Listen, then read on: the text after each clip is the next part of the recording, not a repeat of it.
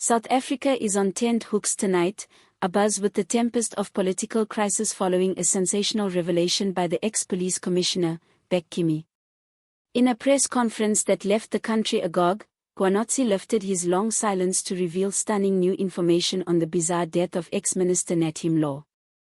His tearful speech, laced with anger and grief, set off what is widely termed the most serious political crisis in years, one that threatens to destabilize the ruling party and fundamentally alter the nation's political landscape.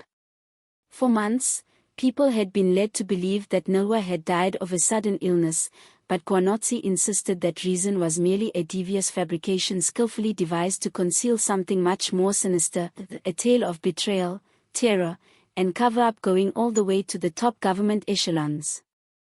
Nathi didn't die a natural death, Mkhwanazi declared sternly, his voice cracking as emotion suffused the room. He was silenced faster. He had information so strong, so threatening, that it embarrassed individuals in very high authority. He continued to disclose that, in the period leading up to his passing, DWA had gathered a series of secret recordings and confidential papers, proof that, based on Mkhwanazi's account, incriminated senior ANC leaders directly in unlawful financial transactions, corrupt tenders, and secret deals with foreign entities. He was going to expose everything, Mkhwanazi explained. He said he could no longer live with what he had learned. But before he could make it public, everything shifted. Suddenly, he was gone. His words shocked the press room. Some reporters gasped, others hastily whispered into their phones, while some immediately started fact-checking and reporting the explosive news live. In the space of minutes, word of the bombshell had spread across the country, with headlines and social media erupting in shock. #Justice for Nathi, #Mkhwanazi reveals, and #Who Killed Nathi started trending on all platforms as millions of South Africans clamored for answers. Public outcry came fast and ferocious. After years of suffering corruption scandals, patience had run thin among citizens. Protesters outside government buildings yelled for justice, calling for an independent judicial investigation into Mthethwa's death. Inside Parliament, chaos reigned as opposition leaders demanded an urgent debate.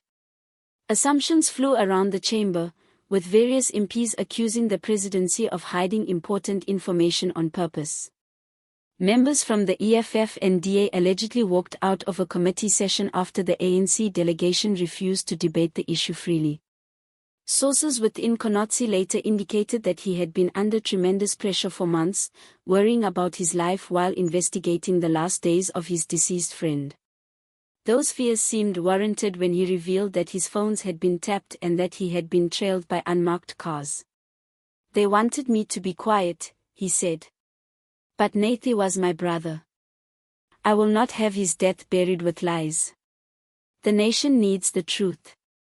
In a terrifying turn of events, Mkhwanazi disclosed that Mthethwa had arranged for an off-the-record meeting with foreign investigators just before his death. At that meeting, he was reportedly about to pass on a dossier with concrete evidence of corruption relating to high-level government contracts, including transactions involving major state-owned enterprises. In accordance with Mkhwanazi, the meeting never happened. DWA passed away before he could hand over the files. Now, political insiders are convinced that these allegations may unleash a fresh wave of probes and even criminal prosecutions against top officials. One DA opposition leader was quoted as saying, "If what Mkhwanazi is alleging proves to be true, this isn't just a tragedy, it's treason." The ANC, however, has been ominously quiet.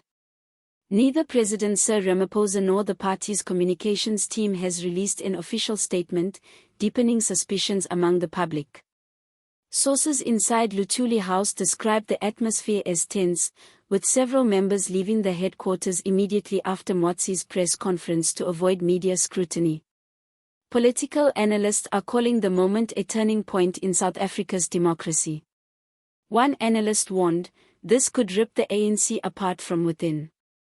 If these allegations hold, we're looking at potential resignations, investigations, and even criminal indictments at the very top.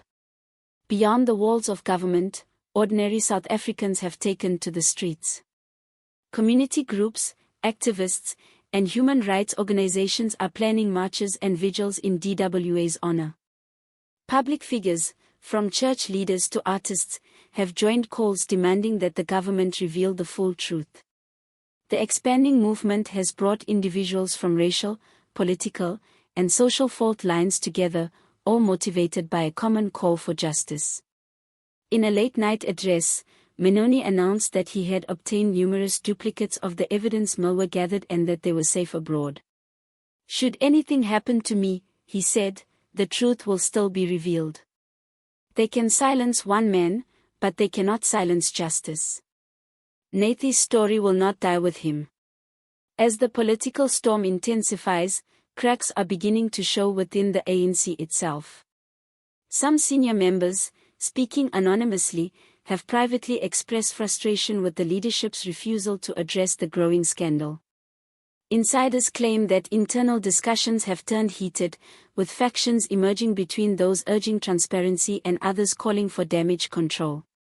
The fear of disclosure is said to be spreading rapidly as speculation grows over who will be mentioned in DWA's purported evidence. Opposition parties, meanwhile, are jumping on the bandwagon, demanding a proper parliamentary investigation and even calling for the president to stand down temporarily pending inquiries. The media are in high gear.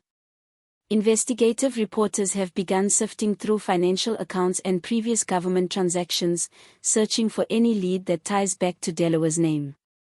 Reports indicate that a portion of the tenders in question are worth billions of rand in infrastructure projects. If it is true, this would be one of the largest schemes of corruption in post-apartheid South Africa.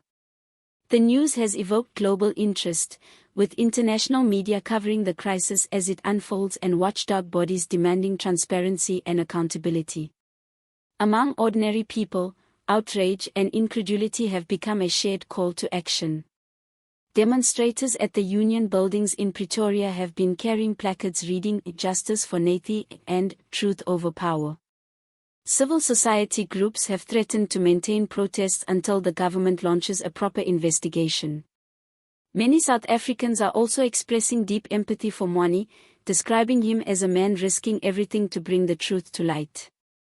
His decision to go public despite potential danger has made him both a hero and a target in the eyes of the nation. As the days pass, speculation grows about what might come next. Will Mkhwanazi's claims trigger a judicial commission? Will the so-called evidence emerge, revealing those guilty? Or will this, as with so many previous scandals, be buried under pressure from politicians? People say that this time, things are different, the public outcry is more intense, the charges more serious, and the repercussions potentially much worse. The lack of comment from those in power has only served to kindle the flames, prompting citizens to ask just how deep the cover-up really might be. Tonight, South Africa stands at a crossroads, caught between truth and denial, justice and power. Mkhwanazi's shocking revelation has torn open old wounds of corruption and betrayal that many hoped were healing. Whether the truth will finally prevail depends not just on one man's courage, but on an entire nation's willingness to demand accountability. And as the lights go out in the cities, one thing is certain: the enigma over Mthethwa's death is only just beginning. South Africans are watching, waiting, and refusing to be silenced. For them, it is no longer a political scandal, it's a battle for the very heart of their democracy.